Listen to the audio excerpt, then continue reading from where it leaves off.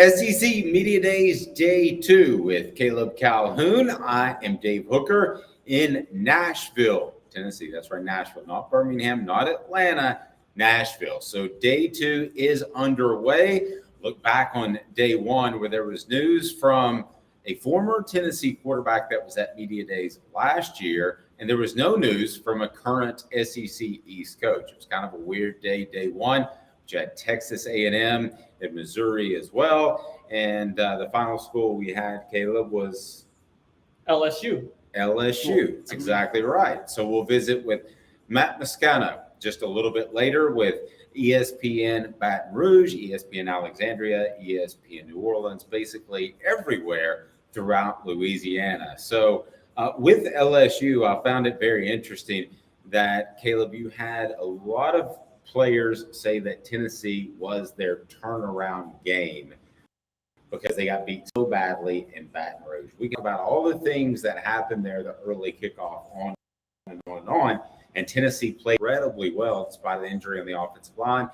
But ultimately, you felt like that LSU didn't put their best foot forward. So they said that game turned around their season and they end up winning the West. I found that to be very, very revealing by LSU's players, and that Tennessee handed it to them so heavily in Baton Rouge. Yeah, I think that game was very much evidence of how games we've covered in the past, how they can get out of hand very fast, and how they get out of hand so fast that you get blown out in a way that you're probably nowhere near as bad as you looked that day. We've covered plenty of Tennessee games where that has happened before. And I think the players felt that it stood out to me that Brian Kelly seemed to allude reportedly to the idea that it was kind of a gut punch that so many LSU fans left at halftime of that game. Mm-hmm.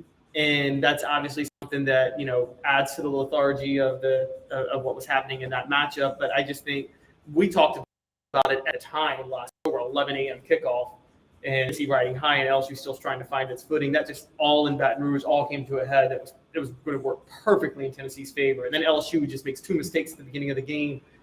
They weren't going to mentally recover from that. No, agreed. And we talked about the timing too. LSU practices in the afternoon, Tennessee practices in the morning. So I think that certainly helped Tennessee out as well.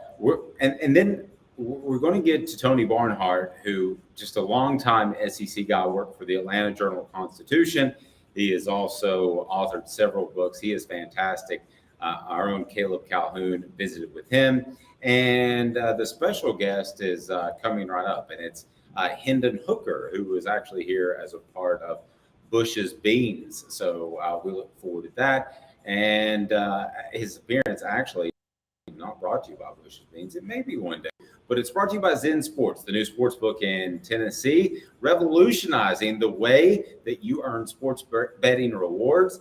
That means no more deposit bonuses that turn into deposit nightmares. On Zen Sports, what you see is what you get. And with their Zen Sports program, you get a lot of cash for a welcome bonus. Earn an unlimited 5% cash on your betting volume for your first 15 days when you sign with the code HOOKED, HOOKED. That's right, HOOKED.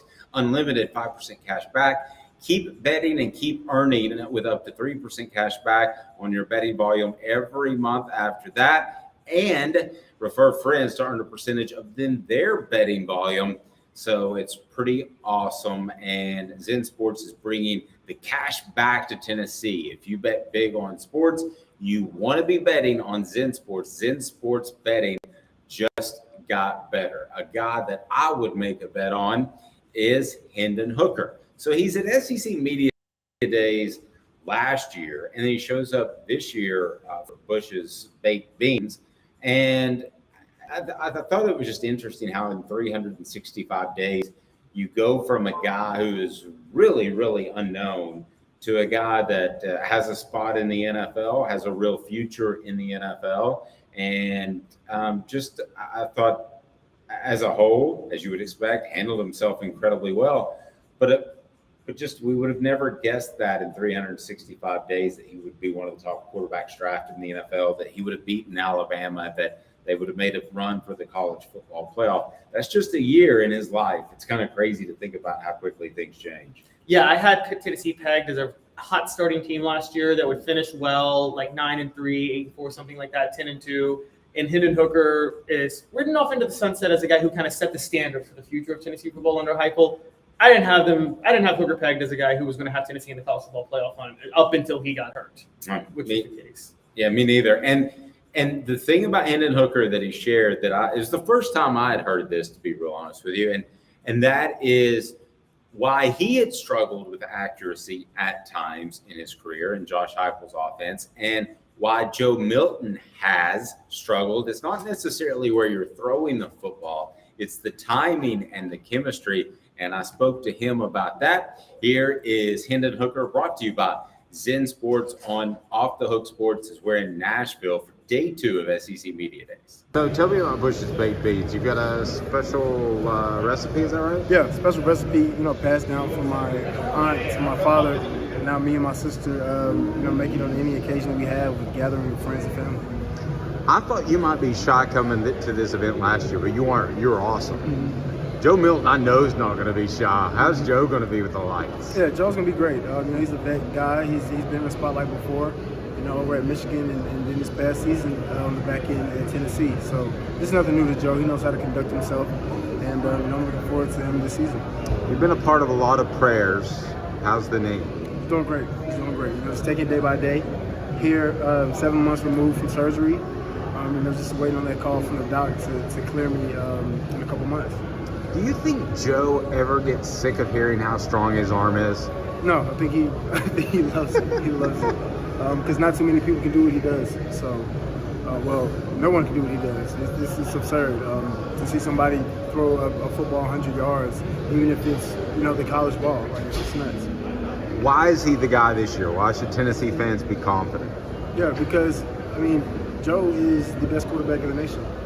Talent-wise, football IQ, his leadership traits. He's done a great job of bringing the team camaraderie, and continuing to push it forward as we go along, and making sure the guys know what the culture is there at Tennessee and reinforcing that every day. I know you always had confidence, man. You said that last year, but after the past 365 and the way you played, how has your psyche changed at all, or has it? Yeah, it hasn't changed. I think I got more of a chip on my shoulder now, just from seeing we're just going through the draft process and not being able to show everyone that I was the best player in the draft. Due to my injury, not being able to perform at the combine or have a pro day. So I'm eager to show everyone in the NFL, how polished my game will be when I get a chance. I'm sure you've looked at a playbook. How much more different is a playbook in the NFL than college? Mm-hmm. I actually have my playbook right here. There it is. But it's not too much different. It's football. It's just a different verbiage, different language. Every team, but it's the same plays. It's only but so many plays you can actually run in football. So not too different. Different operation. We get to the line, different teams, and different words. So as far as this year, do you have personal goals? I think you had personal goals last year. You didn't share them with me though. Do you have personal goals? Right now I'm just trying to make sure that my leg heals properly, and that I'm getting back to a better me. Getting on the field and commanding the offense as I know I can, and delivering some nice strikes on the field. There were people who thought maybe you had some accuracy issues your next to last year, your junior year. I guess that would have been your senior year, was the super senior year. But then you remedied all of that. Was there anything along the lines that were just kind of clicked? No. I went from 67% completion rate to 69% completion rate. Still pretty good. And then before that, I had 65% completion rate when it's guys out here that's not even throwing 50. So I never thought accuracy was ever my problem. Being on the same page as receiver, different story. But I always thought I put the ball where my guy needed to get it. So being on the same page as the receiver, that's interesting. Does that just take time? Yeah, sometimes. And then sometimes they can see something on the field differently from the quarterback. So it's all just about us coming back to the sideline and talking about what we saw, what we thought, or hey, come out at this angle next time if they do this. That's interesting. And I know you got to run, but I find this interesting. So sometimes an errant throw isn't really an errant throw. It's just not being on the same wavelength. It's me thinking that the receiver might be doing something else, and then Sometimes I'm trying to change the arm angle in mid-throw, and then it's a whole lot of things, that goes into that. So I guess that's Joe's challenge now, just making sure he's on the same page. Yeah, Simple as that. Yeah, they've done a great job of working all summer and then working on days and with their off to get that chemistry down. Will this offense ever be caught up, really, honestly? I mean, you mean caught up? The defenses, will they ever catch up to No. Josh Heupel's offense? Why? Just from how we prepare and our football IQ we have and how we can manipulate defenses. All right, give Jacob and Cooper a shout out if you can. They're on the podcast weekly with me. Shout out to Jay Woe and Coop Mays. My guys, love y'all to death, man. Yeah, and they happen to be on Off the Hook Sports if you want to say that. Off the Hook Sports. So that was Hendon Hooker in Nashville, SEC Media Days, Day 2. And I just really think that his future with the Lions is bright. They've restructured what they've done as an organization. And if it's not, as somebody told me, then it'll be bright somewhere else. And not that Hendon Hooker's already making plans at all for the end of his rookie contract. But here's a guy that can work incredibly hard and be a team leader for the Lions. And if they show more distant history in not being able to put things together, then you go somewhere else. But they've shown signs of life lately. And goodness gracious, can you imagine winning in Detroit, how much you would be loved? That would go a long way. And one of the things about the interview that stuck out is, and I notice this comes from great players more than anybody else, which is they don't like it. Even if you point out something negative about it, they don't like it. I remember Peyton Manning hated when people struggled in the cold. Now, we all saw that he struggled in the cold. Like, that was not an unknown thing, but he still took it personally when he said that. Hooker didn't like any questions that he made about his potential accuracy issues in the past. Mm-hmm. And I think he's defensive of himself. He's defensive of Joe Milton in that regard. And so I think even if that is an issue, you kind of got to respect his moxie a little bit in the way he responded. I agree. So before we get to comments from Tony Barnhart, the longtime columnist, we'll get his thoughts on the future of college football, because the future hasn't changed really significantly in a year. I know there's an expanded playoff that it's going to happen, but as far as NIL goes, I remember asking Greg Sankey, who we'll visit with later in the week, the SEC commissioner, when does NIL get fixed? And he started referring to, I think we've spoken about this before, but he started speaking about the midterm elections, and then you've got the presidential election. So I'm sitting there thinking, this is a weeks thing. This is not a weeks thing. This is not a weeks thing. This is not a months thing. This is a years thing. And he was very strong about the fact that Congress has to get involved, because with these individual state laws, it's not just college football. It's the amateurism across the board that's affecting some Olympic athletes as well, some Paralympic athletes. So we visited with Tony Barnhart about a number of subjects, and Tony Barnhart sat down with Caleb Calhoun in Nashville for SEC Days, or Day 2. Tennessee comes on Thursday. We'll have you completely covered on that. So more Vols in the way. Stay tuned. Right after this, Tony Barnhart with Caleb Calhoun on Off the Hook Sports. And Craving Wings South North Shore location, where we've heard people say that you can get the best wings in East Tennessee. Pero ¿quién es este? El número 87, Jacob Warren. I'll just do 6 of my sauce 87, please. Imposible, señorita. Dale 6 más. Look at these wings. Perfectas, deliciosas, fantásticas. Man, I don't know what you're saying, but it sounds awesome. How do you say fresh, never frozen in Spanish? Frescas, nunca congeladas. Make your way to Craving Wings and get you 6 más.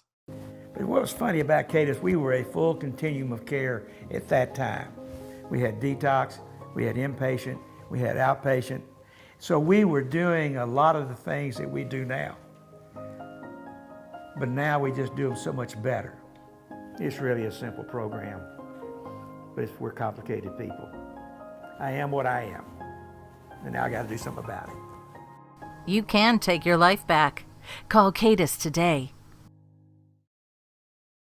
Got cataracts? We can fix that. Never miss another moment. with a little help from Doctors Campbell, Cunningham, Taylor, and Hahn at cctieyes.com. Do you want to own the more that owns every job? Then get to Vassey Lawn and Garden in Cleveland and get you a Toro. I'm David Vassey, here to talk to you about Toro. With a Toro Zero Turn, you'll get more out of every minute and you'll reach the finish line faster. At Vassey's, we like to say, no matter if you're mowing 3 acres a week or 11 lawns a day, homeowners and business owners alike find confidence in equipment they can trust from top to bottom. Vassey Lawn and Garden, Highway 60 North in Cleveland. Man alive, it's worth the drive.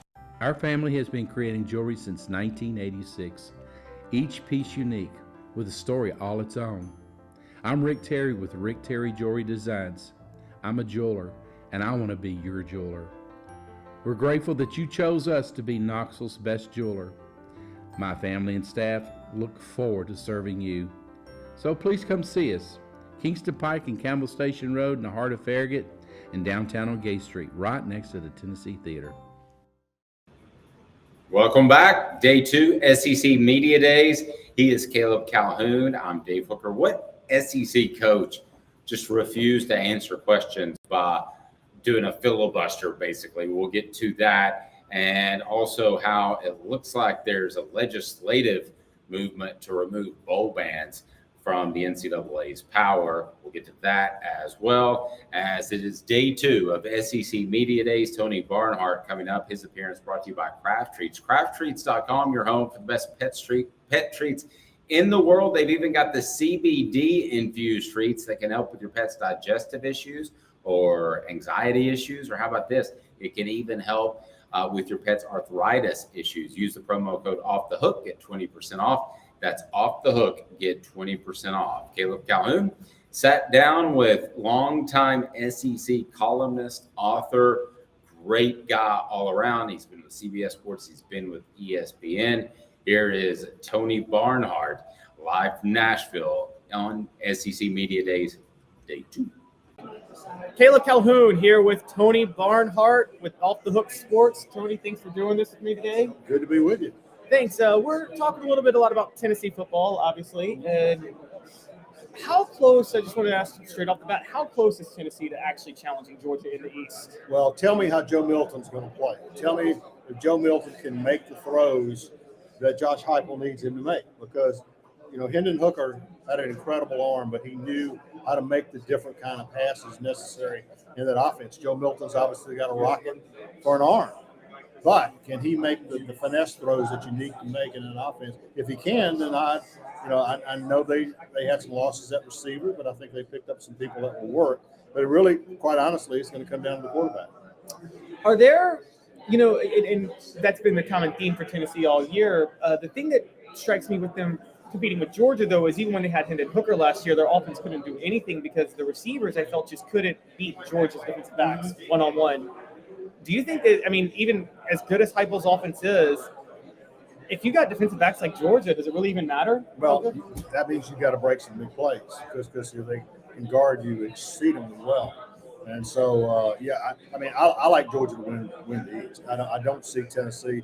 I think Tennessee can finish second in the East, but I don't see them winning it. Now, having said that, Georgia's got to go to Knoxville on November 18th. That could be a monumental football game if Tennessee and Georgia take care of business.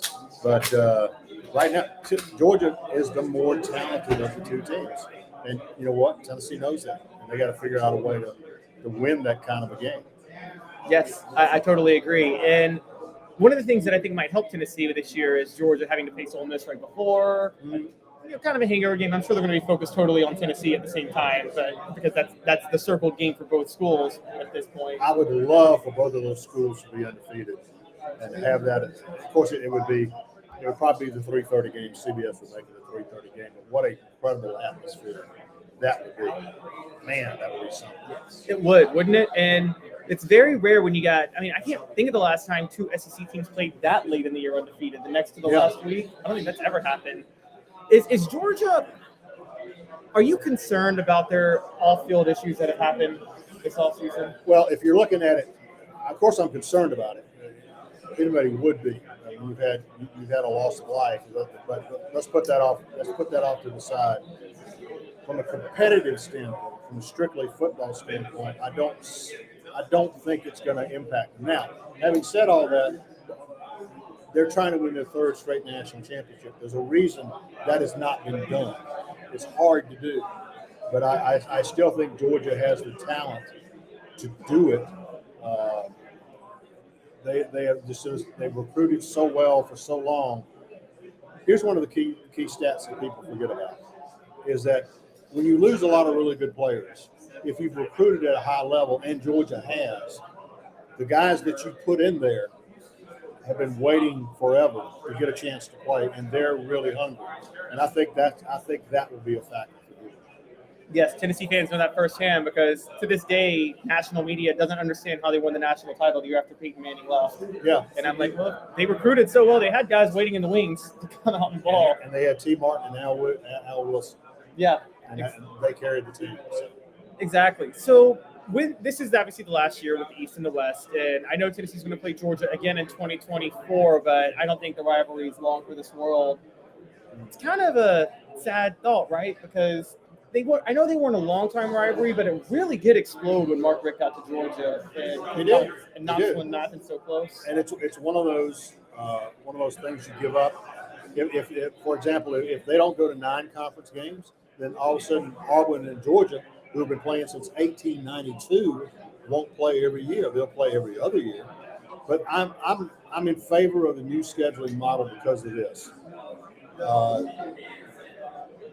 With the way the scheduling model is set up, where you would play seven teams and basically have one permanent rivalry, that means that every 2 years you would play everybody in the conference, and every 4 years you play everybody in the conference, home and away. And I think that's only fair to players. It's fair to the fans. Texas A&M joined the SEC in 2012. Georgia still hasn't been to College Station, Texas, and that's because of the scheduling model that we've had. And so I think overall it's good for the conference, and it's good that the fans absolutely deserve it. First, 2014, Georgia is going to Texas. I can't tell you how many phone calls I've already gotten from Georgia fans who want tickets to that game. Unbelievable. Yeah, and next year SEC Media Days is in Dallas, so they're pouring it on. They're wanting to go to Texas. Well, they sort of told us they were going to do it because when they announced the schedule, everybody in the conference has to play Texas or Oklahoma. That's how you welcome 2 teams in the league. Same thing. You put the media days in Dallas, and that's going to be pretty cool. Yeah. Speaking of that, do you buy that? Does it seem like the SEC was trying to give Texas the easier road and railroad Oklahoma? Because I looked at their schedules next year, and it seems like Oklahoma got the worst of the deal. Well, all I know is there's an opportunity for both, and whoever one or the two was going to have a lesser or greater schedule. So that's going to.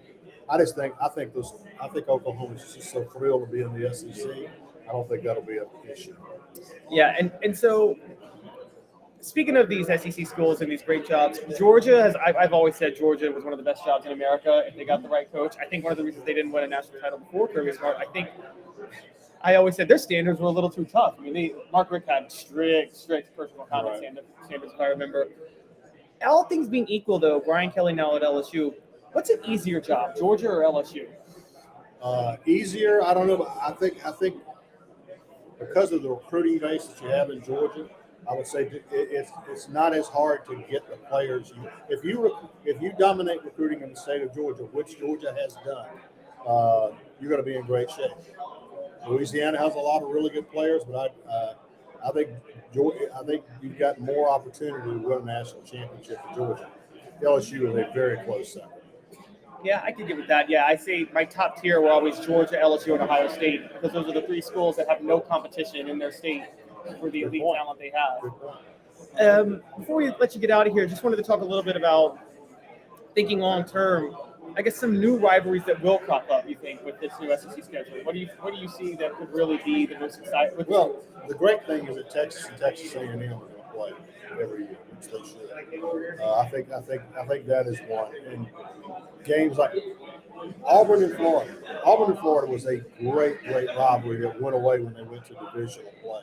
So I'm really excited to see those 2 teams again because again, in a 2-year window, you'll play everybody else in the conference. And I think we will see some Auburn, Tennessee. What a great rivalry that was. I mean, Johnny Majors and Pat Dye, and that was but those are the kind of games we lost when we went to divisional play, and now we get those back. Yeah. Do you have any concerns of the rumors of the schools like Florida State, Clemson, the SEC trying to raid the ACC? That'll make things worse? Or? I got asked that last night. I spoke to a group. I said, here's the deal about Clemson and Florida State. Understand, this is all about television markets. This is about eyeballs watching TV sets. You know, the fact of the matter is, the TV people will say, frankly, we don't need Florida State. We've got the University of Florida, which is by far the dominant program in the state. We don't really need Clemson because we've got the University of South Carolina. We dominate that market. So I don't see further expansion that way. Now, if the ACC falls apart and something happens, maybe you do it. But it's strictly a financial play.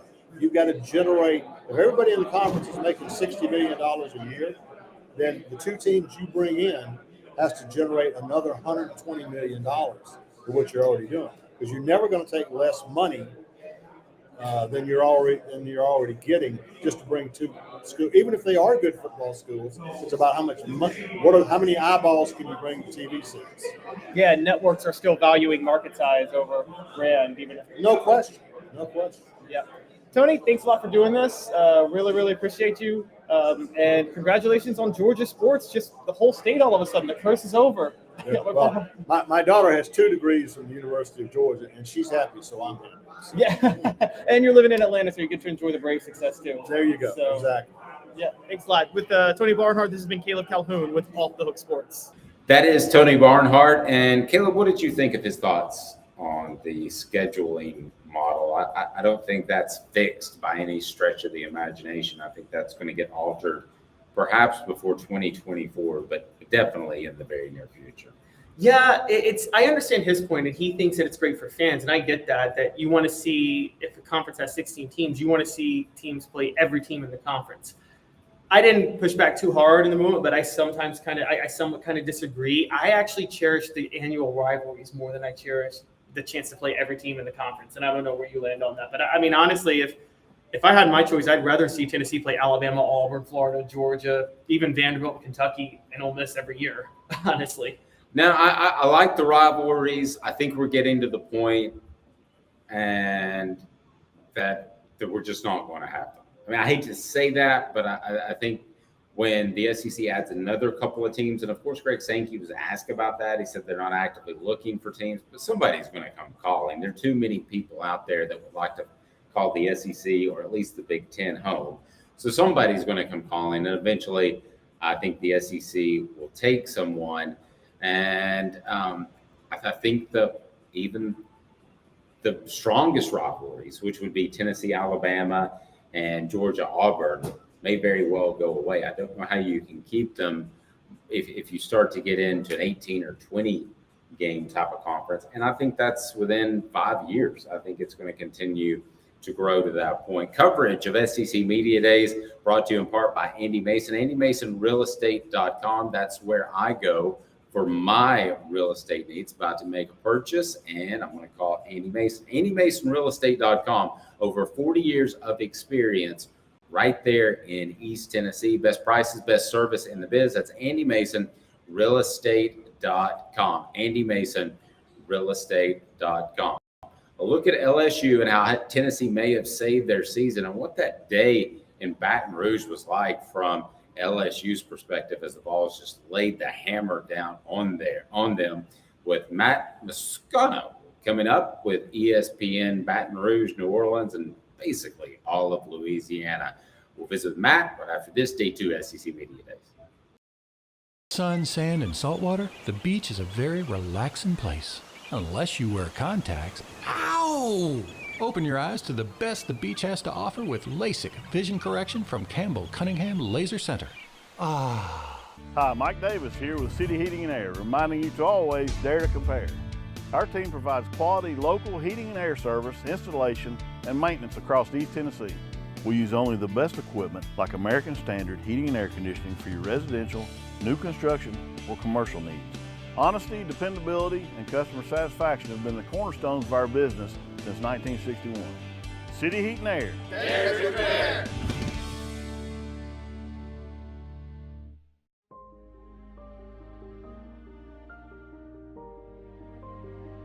Our family has been creating one-of-a-kind pieces of jewelry in West Knoxville since 1986. Each piece is a combination of unique processes that bring your idea to life. Every day in our shop, a truly special item with a story all its own is being manufactured in our facility, bringing the history and family sentiment into a whole new generation of life. We are grateful that you chose us to be Knoxville's best jeweler, a title that we value and respect. Because to me, being a jeweler and owning a jewelry store are not the same thing. I'm Rick Terry, I'm a jeweler, and we want to be your jeweler. Kingston Pike and Campbell Station Road in the heart of Farragut, and downtown on Gay Street right next to the Tennessee Theater. When you want a hard cider that's easy to enjoy, one that's crafted to perfection, you need Tennessee Cider Company. Some say it's the signature cider of the South. Others say it's the cure to your craving. They all say you'll savor every sip. With a selection of ciders free to sample, all it takes is one taste. Visit tncidercompany.com for more information, as well as to shop our ciders and merchandise online. Thirsty yet? Doors open at 10 a.m. The media days in Nashville. That's right. And we're joined by Javon Foster, who's Missouri offensive lineman and getting interviewed all the time. What's this crazy place like, man? It's a lot going on, man, but it's a great time. You know, you meet new people, make connections, so it's a nice environment, though. Have you been asking any dumb questions yet to this point? No, not yet. Well, that's what I'm for. Okay. All right, so Javon, as far as Missouri, I think there are a lot of good storylines around your program. But you guys are probably going to be picked about middle of the SEC East. Why can Missouri be a surprise team this year? Because all offseason we've been working our defense, you know, top tier. We got a lot of starters returning. So I feel like this year could actually be the year for us. Well, as far as the offensive line, you feel good about what you guys bring up front? Yep, I feel great. You know, we added a few new pieces. So I feel like the offensive line is where it's going to need to be. What are the strengths of your team defensively, you feel like, at this point? Strengths, I say linebackers. We have a great linebacker room. Even secondary, our defense, honestly, our whole defense is actually nice. Yep. Take me, if you can, take me back to last year. Is there anything as a team that you guys wish you would have done differently for better success? Yeah, I feel like last year we didn't finish. It was a lot of close games we had. So I feel like this offseason, we was focused on finishing. Finishing. That's what we need to do, play all 4 quarters. So I feel like this year we're going to have something to prove. One game that wasn't particularly close was that Tennessee game. What do you recall about the Tennessee game? Tennessee game, it was a great game. They just got us that time, but I feel like next year is going to be a good one. There were some Missouri fans that I talked to afterwards that thought that Tennessee maybe piled it on a little bit late, maybe scored a few more points than they needed to. What was your take on that? It's football, man. You just go out there and play football. There's nothing to it. Just if you can score, then score. That's how I feel. So if we had the chance to score, we would score too. So there you go. So that being said, does it make it a revenge game? Do games carry over year to year? No, it's a brand new year. So I just feel like we focused on ourselves and we got something to prove. So as far as the off season and heading into camp, how much have you improved your body physically, you think? I feel like I've done a great job. This offseason, I've been working on my diet, just getting in extra stuff. I feel like getting stronger. I feel like that's what I need to do, get a lot more stronger. So I feel like that's what I need to do. I feel like people are maybe overlooking Missouri a little bit? Yeah, for sure. Overlooked. Yeah, it's cool, though. That it's better to be overlooked, right? Yeah. You'd rather be the underdog. Yeah. So as far as this upcoming season, When you guys head into camp, what are some things that you want to work on, that you want to accomplish personally as a player in camp? Myself, I just feel like as a unit, the offensive line, we just need to work on ourselves. I just feel like we need to improve as a unit, and each day just bring it. It's Javon Foster, Off the Hook Sports. Welcome back. And before we get to LSU coverage from Matt Moscona with ESPN, Baton Rouge, and New Orleans, I wanted to talk for a second about Eli Drinkwitz. Last year, he's taken shots at Tennessee on the Jim Rome show, the day of SEC Media Days, talking about how much they paid players. We all know that NCAA investigation resulted in not much for the Vols, and we'll discuss why. But he basically comes up to the podium on Monday and says, I'm just going to talk a lot so I don't have to field questions. That doesn't sound good for Eli Drinkwitz to me. That sounds like a guy who could be a dead man walking. Yeah, it's embarrassing to even say that, to say I don't want to answer questions when that's what you're here for at SEC Media Days. And it doesn't strike me as – it's one thing if you do that in the sense of you don't feel like talking, period, you know what I mean? Because, for instance, because you've told me the story, Steve Spurrier wasn't the best at answering questions, but Steve Spurrier just didn't want to be talking, period. You know what I mean? Right. So he was just annoyed at doing the whole shebang. So it wasn't that he was dodging questions, but if you're filibustering, then you're blatantly dodging questions. And Eli Drinkwitz has a lot of – look, I'm a little bit higher on Missouri than you are. I don't know if they're going to be good this year, but I think they have the potential to be good. But when you have a coach that does something like that, I mean – look, Eli Drinkwitz and Jimbo Fisher, they both go today, and it's like it seems like every other week one of them says something that makes us want to laugh. It reminded me of Marshawn Lynch, and that is, I'm just here so I'm not going to get fined.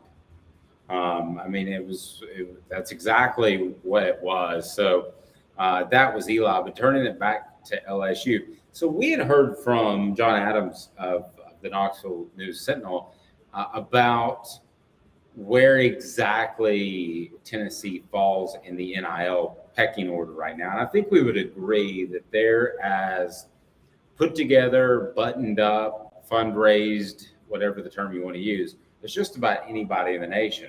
We had heard the same about LSU, but if that's the case, then they've done so more recently, according to Matt Moscona, joined us and talked about that beat down that Tennessee laid on LSU, and also where they are in regards to Tennessee and other teams in NIL fundraising. And good news is Tennessee, according to Matt, is in pretty good shape. Live at SEC Media Days in Nashville, Tennessee. Still doesn't sound right to me, but that's where we are. We've done the Birmingham, we've done the Atlanta. I think we're going to Dallas next year. So Matt Moscona joins us now. He's with basically ESPN everywhere in Louisiana. Yeah, that's about right. Basically, that's pretty cool. Alexandria, Baton Rouge, New Orleans, Lafayette, Lake Charles, and some Tennessee fans enjoyed the trip to Louisiana last year. That was one of the most bizarre games in retrospect that unfolded in front of my eyes. It was definitely LSU's worst game played of the year, starting literally with the opening kickoff when they muffed it. And Tennessee was fantastic. I would have loved to have seen – I'm sure Tennessee fans agree with this. I would love to have seen what it would have looked like had Hendon Hooker not gotten injured. I felt terrible for him. I still think in spite of that, he still should have won the Heisman. But the game in Baton Rouge was that's one of those burn the tape games, right? I don't know that LSU could have taken anything positive from anything that happened in that game that day in Baton Rouge. It was very clearly Tennessee's day on a sunshiny morning that started bad and ended bad for LSU. If I would have told you that LSU was going to end up in Atlanta on that Sunday after, what would you have said? No way. Would have never agreed with that because I certainly would have thought they'd lose to Alabama. Mm-hmm. And if you're going to lose to Alabama, then there's no way you could have won any type of tie break to overcome that. So, but credit LSU for finding the footing the way they did, for beating Ole Miss, for beating Florida, obviously for beating Alabama, and finding their way to Atlanta. It was a great year one for Brian Kelly, but it didn't come without its pitfalls. Obviously, the Tennessee game, the Florida State game, the season opener, where I don't know that they could have. You muff two punch, you miss a PAT, you can't do it against a good team. So there was a lot of good. There was way more good than bad. but that October game in Baton Rouge against the Vols was a lot of bad. Is there a quarterback you would take in the league over Jaden Daniels right now? Nope. I think this is the worst year for quarterbacks in the SEC since 2014. I was thinking that too. 2013, remember, Manziel had just won the Heisman. McCarron had won a couple national championships. He was a junior that year. No, he was a senior that year. You had Aaron Murray at Georgia, who set every record. You had Zach Mettenberger at LSU in 2013. Connor Shaw won 11 games twice at South Carolina. James Franklin went to 2 SEC championship games at Missouri. I mean, it was a deep, talented quarterback league in 2013. And then they were all gone. And 2014 was an abomination. And I think the fact that we're here this week, there's only 5 quarterbacks that are coming to SEC Media Days. 5. Like, in many respects, when you look at who a school brings to Media Days, it is somewhat of a commentary on their program. And certainly, when you look at only 5 quarterbacks, it goes to show you where the dearth is in the league. And it's at the most important position this year, which means Arkansas with KJ Jefferson, LSU with Jaden Daniels, see about Joe Milton at Tennessee, Spencer Rattler at South Carolina could make things interesting. I think those are the programs that you look at and go, Will Rogers at Mississippi State is a returning starter. Or those the teams that can make noise because they got veteran, experienced, talented quarterback. And I think Joe Milton was a close call. There are a lot of good speakers on that team that they wanted to represent, but it would have looked really bad for Tennessee not to bring Joe Milton with a Nico sitting on the bench. Yeah, I believe, Dave, this really comes down to what do you expect out of this event, right? I think the league should mandate quarterback. Every team bring a quarterback. Okay. I believe that. And I understand that coaches treat this in many respects like a reward sometimes. Veteran players, who you're going to bring. And I understand that. But ultimately, it's SEC Media Days. It's not, here's a reward for a veteran guy on your team. It's all the media comes from all over the conference, some from all over the country, and we're here to tell interesting stories. How can you possibly have this event without Devin Leary from Kentucky? Fair. Coming in from NC State, and it would after Georgia feels like a wide open SEC East, and you don't have Devin Leary here, that's inexcusable. Like, that's the type of. I'm going off on a tangent here. I think every team should always bring a quarterback. Always.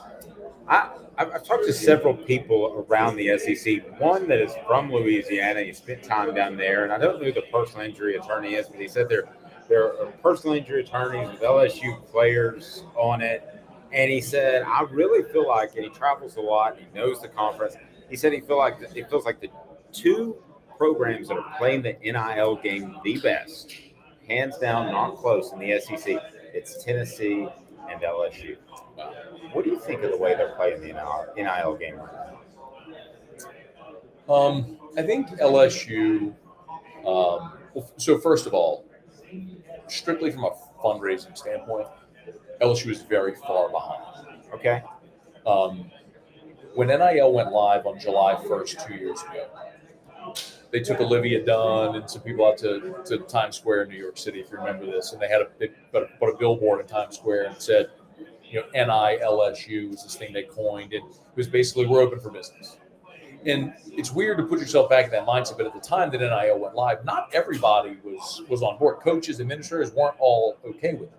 So LSU kind of made this big, bold public statement to say, we're open for business. We're in favor of it. What they didn't do is fundraise. What they didn't do was organize. They didn't have their boosters. They're collected, all ready to go. And so LSU was behind and is still behind as far as fundraising for their collective. The benefit that LSU has and will always have is LSU is the only Power 5 school in a talent-rich state. So there are always going to be kids who grew up in that state who would give their arm to wear that. Will Campbell, 5-star offensive tackle, started as a true freshman. Will Campbell, you assume cut off his leg and have him play anywhere else. He just was never leaving anywhere. He had opportunities. He was just never going to go anywhere else. That's the benefit that LSU is always going to have. That's going to allow them to be more competitive even if they can't spend in the NIL space like other schools will. So what LSU has done, I would say more appropriately, is in the transfer portal, Brian Kelly has been selective and identified players and character guys at positions of need that fit what they want to do. He was very intentional year one, bringing guys in from the portal who were from Louisiana who didn't have an LSU offer coming out of high school. Guys who went and played 3-4 years of college football elsewhere, and now they're veteran guys who had a chance to come home. Greg Brooks, Joe Fouché, Jarek Bernard Converse, Noah Kane, guys like that, who became a big part of what LSU did a year ago that were really excited just to come home and play for the state school. So he's done it a little differently, and he's had to do it a little differently because LSU, while the perception might be that they're advanced in the NIL space, they're not. Now you do have like superstars like Olivia Dunn and Angel Reese who have made a lot of money because of their fame and celebrity, but that's not LSU backed businesses. Those are national accounts that those young athletes are doing. That's interesting. So the perception is maybe a little bit different than the reality. I have a theory, but how does a guy, and it may have to do with NIL, but how does a guy like Jordan Matthews get out of Louisiana and to a Tennessee? What are your thoughts on that? I think there's always going to be exceptions. So like what I just mentioned about Will Campbell, right? There are going to be exceptions and always have been of guys that are going to leave. And if you're LSU, you can't take every player in the state. So this past year, Arch Manning from New Orleans went to Texas, right? Eli Holstein from Zachary, which is just north of Baton Rouge, went to Alabama.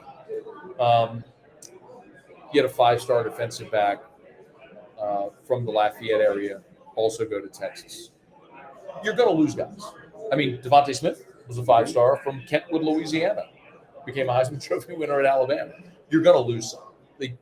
You can't take them all. You're not going to get them all. But LSU's always going to get enough to keep the cupboard full. It's kind of how that goes. So funny that this time last year we're talking about Brian Kelly doing an accent. Brian Kelly in a dance video. My things have really changed in 365. How beloved is he now? Or is he beloved? The LSU fan base embraced him immediately. That was never a thing. The national narrative around Brian Kelly was about him saying family and you're dancing with the recruit, all those things that went viral. Because I think a lot of people looked, and Dave, context is important as well, because keep in mind, what Brian Kelly inherited was a mess. Like what Ed Ogeron left with, I mean, when they played Kansas State in that bowl game, they had 39 scholarship players available. I mean, he inherited half a roster, like literally. So he inherited a mess, and then there was all the stuff that went viral. But that wasn't the reality of what was going on. Like we just talked about how he rebuilt the roster. He hired good coaches. He himself, Brian Kelly's won everywhere he's been for 4 decades, man. He took the LSU job as the winningest active coach in college football. I mean, the guy didn't he knew how to coach. He knew how to build a roster. He knew what he was trying to do. So I think what's changed is when you go win 10 games and you beat Alabama and you win the West, now all of a sudden the conversation is about football. Whereas last year it was, can he spell etouffee? And I remember you and I talked on the last day of media days last year. And, the conversation that I had was, man, with LSU, the perception is because Louisiana is culturally so different, which it is, right? I mean, we agree, even in the footprint of the South, right? Louisiana, all the French, Cajun heritage and roots, it's different. But people love their culture and embrace it. But if you love them back, the kindest people, they'll put a big bear hug around you, love you forever. That's why guys like Drew Brees who aren't from here are beloved. Joe Burrow, he'll be beloved forever. But, with Brian Kelly, he came in and he won. And the thing that I tell people all the time is, man, the winningest coaches ever at LSU, Skip Bertman in baseball, 5 national championships, Jewish guy from Miami, Dale Brown, Minot, North Dakota, Nick Saban, son of a miner in West Virginia who spent his whole career in the Midwest. They all just win. Take advantage. You will have all the resources you need. Use them and win. You do that, people will love you. That's all. I mean, that's what Brian Kelly came out and did. So all of the ancillary stuff around Kelly was never internal. It was never anything that was talked about around LSU. If anything, it was more LSU fans feeling like they had to defend their guy. But Brian Kelly, you win 10 games, and the conversation goes away a little bit. Ed Orgeron, who coached a year at Tennessee, it was quite a memorable year. If I ever have the time, I might write a book on that.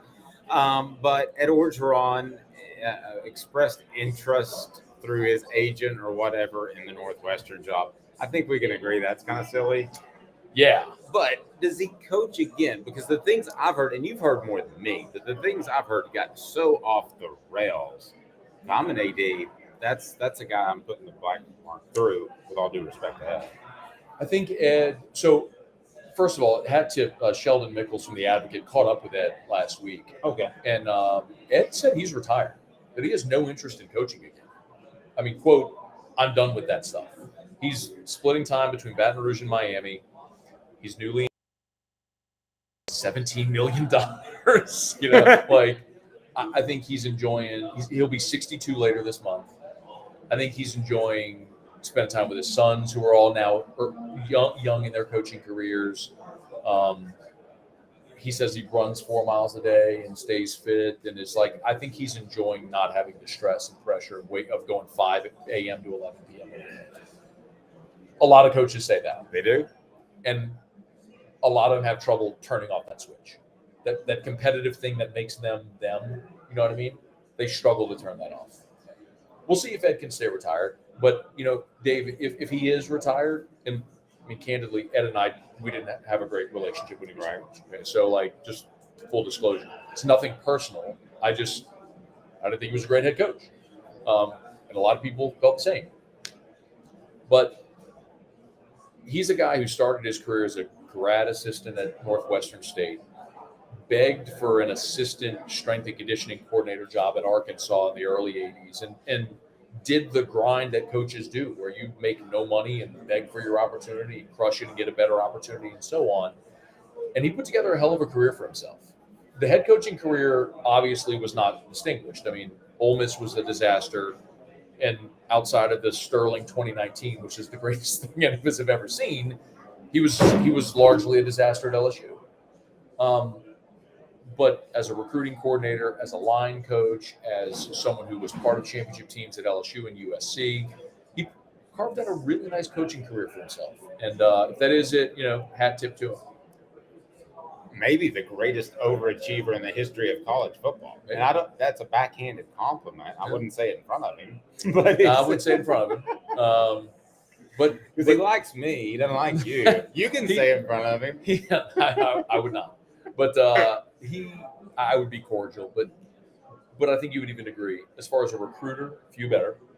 Agreed. Defensive line coach, technically elite at that as well. He just wasn't a great head coach. And, you know,